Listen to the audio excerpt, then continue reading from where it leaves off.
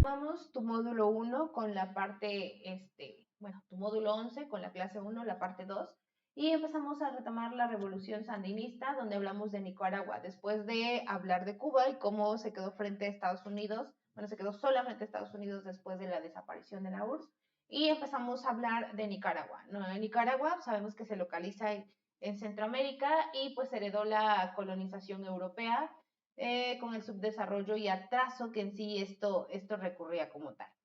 A lo largo de esto, pues sufrió repentinas invasiones estadounidenses, así como la imposición de una dictadura militar entre el 909 y el 933. En este caso, el poder político que funcionó con la economía, pues prácticamente Nicaragua se gobernaba de manera autoritaria y dinástica desde 1934 hasta el 79. Llegó a acumular recursos equivalentes a una cuarta parte de la riqueza nacional. Como respuesta a la larga dictadura del 61, se fundó el Frente Sandinista de Liberación Nacional, un grupo de guerrilleros cuyo objetivo pues era derrocar la dictadura de Sosoma y establecer un gobierno social, la consolidación del Estado socialista y prosoviético. Es decir, este tipo de movimientos generó desconfianza en Estados Unidos entre el 79 y el 81, tomando en cuenta el tipo de movimiento que se estaba generando y el tipo de conducta que pudiesen llegar a tomar. Entonces, las relaciones entre el nuevo gobierno sandinista y Estados Unidos fueron estables, aunque frías y en algunos casos con fricciones. Sin embargo, el ascenso al ejecutivo estadounidense de Ronald Reagan en el 81 cambiaría por completo las cosas. A partir de esa experiencia en Vietnam y Cuba, Estados Unidos desarrolló una estrategia diferente para combatir al gobierno de Nicaragua, que evitó la intervención militar directa, pero instrumentó la denominada guerra de baja intensidad. En este caso, tomó en cuenta como experiencia los conflictos que había tenido previamente con otros países y buscó actuar de manera diferente en Nicaragua.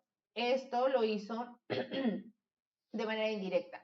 La estrategia que suponía al saboteo de la revolución sandinista por todos los medios posibles, excepto la intervención directa de tropas estadounidenses.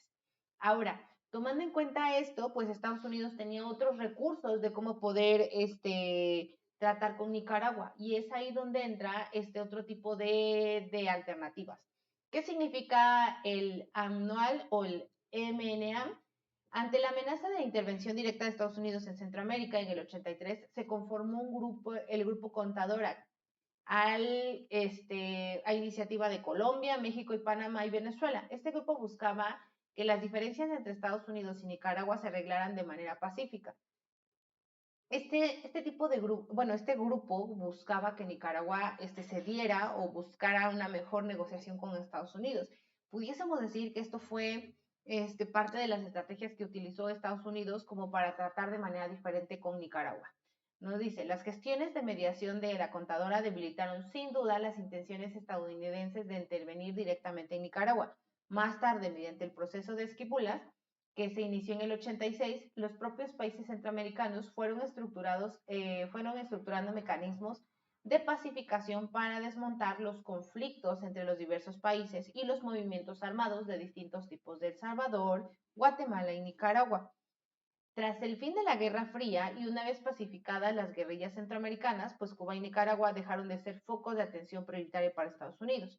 En lo que respecta a Cuba, sin embargo, conscientes por las presiones de los grupos anticastristas en Estados Unidos. El caso de Nicaragua, la derrota sandinista en el 90 desactivó en lo esencial las preocupaciones de Estados Unidos. Si nos dimos cuenta, Estados Unidos siguió actuando, pero tomó otro tipo de estrategia. ¿Para qué? Para intervenir lo menos posible y pues que se saliera favorable. Pasamos a la sección 4, que hablamos de Egipto y la monarquía republicana. En Egipto también se tomaba en cuenta su importancia geopolítica, dónde estaba ubicada. Dice, esta característica hizo sujeto a disputas territoriales por los países europeos. Cada uno quería tomar en cuenta a Egipto por la ubicación geográfica que tenía. Egipto pertenecía al Islam, factor que desencadenó una serie de luchas de liberación nacional por razones religiosas, lo que se considera el nacionalismo musulmán, perdón, se presentó en muchos países del mundo árabe. Egipto fue un protectorado, que es decir, una especie de colonia británica, desde, bueno, hasta 1919. Las convulsiones de Medio Oriente y del norte de África fueron a continuación las peleas entre las potencias europeas. Una vez finalizada la Gran Guerra, empezaron los problemas de aquella región. La declaración de la renuncia del protectorado en el 22, dice Gran Bretaña, que aún pudo conservar grandes concesiones en el Canal Suez, la defensa nacional egipcia, el control del Sudán y otros movimientos como tal. El más importante sería el movimiento de los oficiales libres. Dice que al mando Gamal Nasser organizara un golpe de Estado y tomaría las riendas del poder en el 52. La retirada de las potencias europeas desataría innumerables conflictos en la región del Medio Oriente entre tres ideologías, el capitalismo, comunismo y nacionalismo. El Islam jugó un papel muy importante en la conformación geopolítica regional y ello emitió la elección ideológica. Pasamos a la conclusión de estos primeros puntos y nos dice que la Guerra Fría fue un periodo en el que intervino el curso de las relaciones internacionales del 45 al 90. Si bien a través de la historia hemos presenciado movimientos bélicos de diferentes índoles, lo que caracteriza este periodo de carga ideológica y de escala militar entre otras superpotencias. Desde finales de la Segunda Guerra Mundial, el planeta mantuvo la respiración más de una vez, porque en todo momento estaba latente la posibilidad de una conflagración nuclear. Lo que la mayoría de los casos hemos estudiado son de países que tienen una importancia regional. Sin embargo, esta fue incrementada por la era de la bipolaridad. El caso de China es excepcional en el sentido de que las dimensiones del país, del impacto de su revolución fue mundial. En efecto,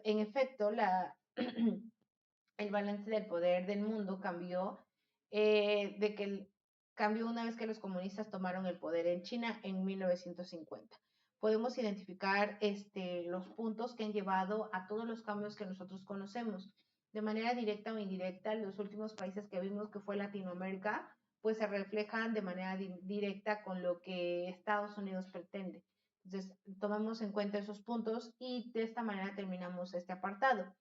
La forma como vamos a terminar pues es evaluando lo aprendido y vamos a hacer un mapa mental de los 4 puntos que hablamos, las 4 secciones vistas. La sección 1 pues fue prácticamente, vamos a regresar un poco, vamos a hacer una recapitulación.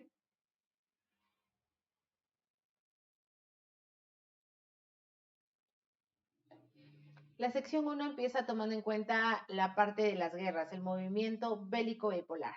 Empezamos a checar a qué se refiere una guerra, la guerra de Vietnam, cómo fue, la revolución china. Mi segunda sección pues es África, Sudáfrica y Angola. Estos estaban intervenidos por la cuestión europea.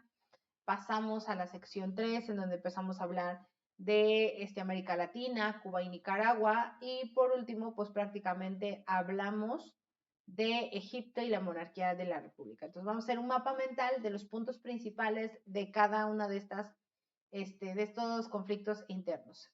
Vamos a hacer un mapa mental. Si no conocemos cómo es un mapa mental, vamos a considerar la referencia que nos viene dentro de, que es un mapa mental, cómo se conforma, las características y pues cómo podemos estructurarlo. ¿Ok? Entonces, por favor, realicemos esta actividad y la enviamos como evidencia de esta primera parte.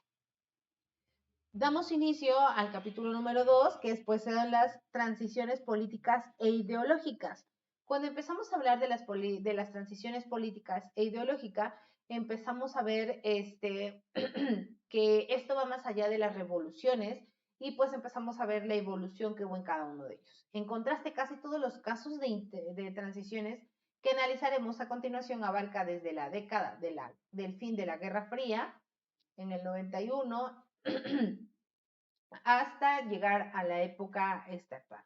Dice, egiptólogos se han desarrollado hipótesis como Seymour Martin Lipset, quien considera que a medida del crecimiento económico generan mayores niveles de educación, urbanización e ingreso, que gesta las condiciones para la transición del autoritarismo y la democracia. Mientras más próspera es una nación, mayores posibilidades tendrá de sostener una democracia. Al aumentar el ingreso y el nivel educativo de las personas, estas desarrollan una mayor educación y tienen al menos, al menos en teoría, una mayor conciencia crítica y conocen mejor de sus derechos políticos. El sociólogo Britton Moore argumenta, basando en una revisión de la historia política de países europeos, asiáticos y de Estados Unidos, que el surgimiento de una clase media fuerte es un requisito indispensable para la construcción de la democracia.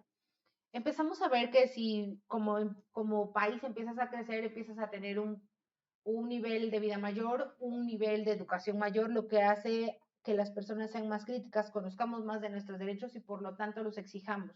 Entonces, ahí viene la parte de la instauración de la democracia. Bien lo dice, que entre más preparado sea el pueblo, pues mejor se va a aplicar o se va a desarrollar la democracia. ¿Ok? Entonces, hasta aquí vamos a dejar nuestra parte 2 de la clase 1. Nos vemos en la parte 3.